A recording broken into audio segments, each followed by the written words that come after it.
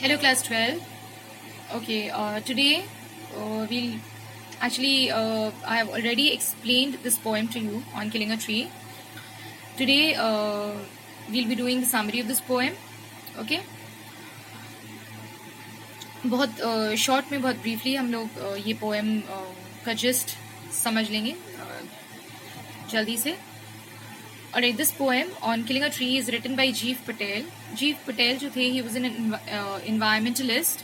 ठीक है, और उनकी जो राइटिंग्स होती थी, जो भी लिखते थे वो ज़्यादातर नेचर के ऊपर बेस्ड या फिर जैसे save nature, save the environment, ये सब चीज़ें होती हैं, इन सारी चीज़ों के ऊपर ज़्यादातर बेस्ड होती थी उनकी राइटिंग्स जो थी. ठीक है, ये पोएम जो है ऑन किलिंग अ ट्री, यहाँ पे he is like comparing the process of killing the tree, of cutting down trees actually. It is actually he says that trees को काटना जो है वो एक मर्डर करने के बराबर है. किसी के भी जो जान होती है उसका मर्डर कर देने के बराबर ट्रीज को कट डाउन करना होता है. ठीक है, जिंदगी किसी की ले लेनी होती है. Alright, the poem on killing a tree compares the process of cutting down trees to committing an act of murder. The poet presents this view in an ironic and sarcastic tone. ये poem जो है उन्होंने ironically लिखा है, sarcastic way में लिखा है. ठीक है, कि ट्री जो है वो एक्चुअली उन्होंने प्रोसेस बताया है कि इस तरीके से ट्री को पूरा कम्प्लीटली डिस्ट्रॉय कर सकते हैं, किस तरीके से कम्प्लीटली किल कर सकते हैं ट्री को. ठीक है, लेकिन साथ में ये भी बताया है उन्होंने कि इसका कॉन्सिक्वेंस जो है इसके बाद खुद को ही सहना पड़ता है. जो ये काम करते हैं उनको ही सहना पड़ता है इसका consequence. Okay, alright. The pain experienced by trees while being killed dominates the mood the poem. ठीक है, जो ट्रीज की जो तकलीफ है या फिर उसका जो दर्द है ट्रीज का, ये इसी चीज यही चीज जो है पोएम में डोमिनेट करती है throughout. The poem opens with the statement that killing a tree takes a lot of time. Tree ये पोएम का जो स्टार्टिंग लाइन है उसी में हम लोगों को ये पता चलता है कि ट्री को किल करना जो है वो बहुत उसमें उसके लिए बहुत टाइम लगता है. It takes a lot of time. Okay, it can not be done merely by a stab of the knife because the tree grows up to be very strong over a period of time. एक stroke से x के tree जो है वो खत्म नहीं हो सकता है. ठीक है, क्योंकि ट्री जो है वो टाइम के साथ साथ बहुत मजबूत हो चुका है. क्यों? क्योंकि gradually it had drawn nourishment from the earth, the sun, the air and the water.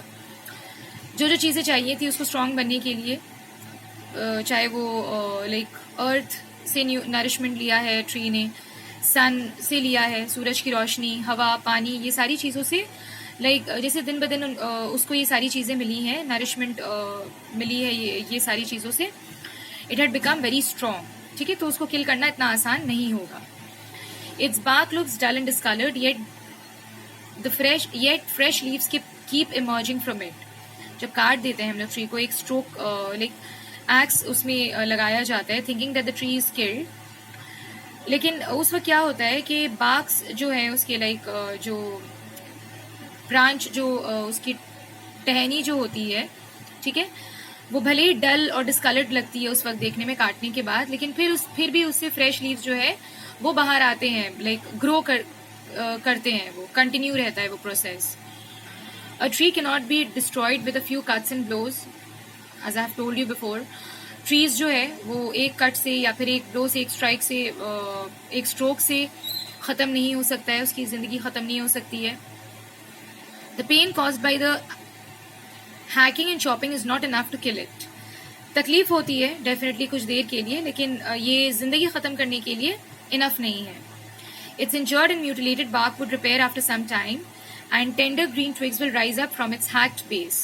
तो क्या होगा अगर हम लोग इसको कम्प्लीटली नहीं ख़त्म करेंगे, तो उसकी जो इंजर्ड म्यूटिलेटेड बार्क है, टहनियाँ हैं, वो रिपेयर करेंगी कुछ टाइम के साथ साथ, और टेंडर ग्रीन ट्विग्स जो है फिर से ग्रो करने लगेंगे.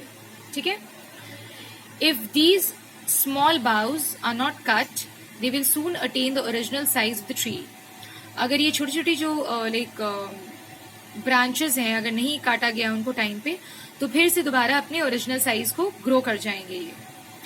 According to the poet, the actual process that can kill a tree involves cruelty and ruthlessness.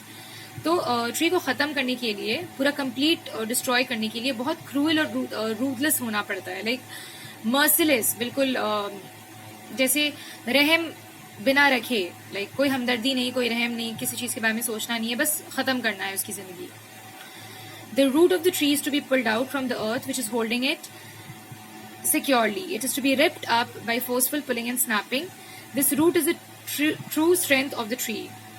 तो क्या होता है, जो रूट है ट्री का, जड़ जो है ट्री का, उसको बहुत फोर्सफुली, एक्चुअली वो जो पकड़े हुए है मिट्टी को बहुत अच्छे तरीके से, उसको बहुत फोर्सफुली हम लोगों को टान कर निकालना पड़ता है, ठीक है, जो कि ट्री का लाइफ सपोर्ट सिस्टम है, ठीक है. It is sensitive to heat and light as it remains concealed under the surface of the earth for years. तो क्योंकि हीट लाइट जो भी लाइक बाहर के फोर्सेस हैं, इन सारी चीज़ों से बहुत सेंसिटिव है रूट, लेकिन जब एक बार निकल जाएगा, ये एक्सपोज हो जाएगा, सरफेस के बाहर आ जाएगा, जो सालों से अंदर था, लाइक अर्थ के नीचे, ठीक है, बचा हुआ, तब क्या होगा, तब ट्री डिस्ट्रॉय हो पाएगा, ठीक है. Alright. Hence, it is to be left exposed. Hence, it is to be left exposed till it dries up and stops drawing nutrients from the soil for the tree. तो क्या करना पड़ता है, जब ये एक्सपोज हो जाएगा, जो रूट है, जड़ जो है ट्री का, तो क्या होने लगेगा, जब एक्सपोज होने के बाद ड्राई अप होने लगेगा, सूखने लगेगा, और जो न्यूट्रिएंट्स ले रहा था वो इतने दिनों से मिट्टी से ट्री के लिए, वो लेना बंद कर देगा. When left exposed to sun and air, the roots gradually dries, withers and hardens. सूख कर बिल्कुल लाइक हार्डनेस आ जाएगी उसमें, और विदर करने लगेगा, टूटने बिखरने लगेगा इधर उधर. तब क्या होगा, ultimately life will drain out of it and the tree will be finally killed. जिंदगी जो है फाइनली खत्म हो जाएगी, ठीक है, ट्री की, और ऑब्वियसली जिंदगी खत्म हो जाएगी तो tree is like finally killed. ये कंप्लीट प्रोसेस हुआ ट्री को खत्म करने का, ठीक है. यही जीव पटेल बता रहे हैं अपने poem on killing a tree में. Alright, class 12, please go through the summary again. जो भी एक्सप्लेन किया है, please go through it once again and read it by yourself. Okay, it will be helpful for you while writing the answers. Okay, that's it. Thank you.